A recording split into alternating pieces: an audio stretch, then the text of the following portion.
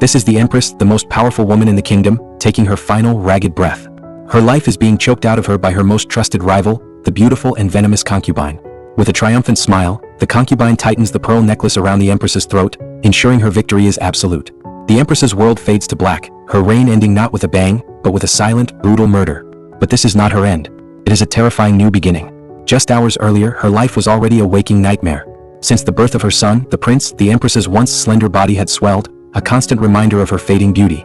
The emperor, who once worshipped the ground she walked on, now treated her with icy contempt. She was preparing for the kingdom's most important event, the sacred rain ceremony, but her magnificent golden gown had become a torture device. Her loyal maid pulled the corsets with all her might, each tug stealing the air from the Empress's lungs, a grim reflection of how her status was suffocating her. She arrived at the grand ceremony late, her every heavy step a source of ridicule for the assembled court. Whispers followed her like shadows, mocking her sighs and her fall from grace. The ultimate betrayal came from her own flesh and blood. When she reached for her son, the young prince flinched away, his face twisted in disgust as he called his own mother ugly. The emperor simply turned his back, leading the boy away without a second glance.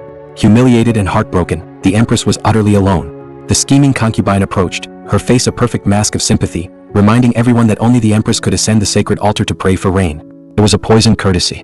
The Empress knew it, but she had no choice. With every ounce of her remaining will, she began to climb the steps, but the strain was too much. Her vision blurred, and she collapsed in a heap of silk and gold, a public spectacle of failure. The concubine's plan was working perfectly. She loudly accused the fallen Empress of faking her collapse just to frame her, a masterful stroke of political theater. Later, in the quiet of a secluded chamber, the true evil was unleashed. The concubine loomed over the helpless Empress, her sweet facade melting away to reveal a monster. She confessed her desire to take the throne, to erase the Empress from existence. With chilling precision, she used the Empress's own necklace to strangle her, plotting to stage the death as a suicide born from the day's unbearable shame. The perfect crime was complete. But as the concubine gloated, the Empress's eyes snapped open. They were no longer filled with despair, but with a sharp, shocking clarity. In that moment, a new soul seized control of the dying body. A brilliant, cynical medical school graduate from the modern world had been thrust into this medieval tragedy. The memories of the original Empress, the pain, the betrayal, the murder flooded her mind. She felt the crushing weight of the 200-pound body, the sting of the pearls on her neck, and the burning fire of injustice. The concubine, who was admiring her handiwork, froze in pure terror. The woman she had just murdered was staring back at her, not with the eyes of a victim, but with the cold, analytical gaze of a survivor. The game has been completely upended.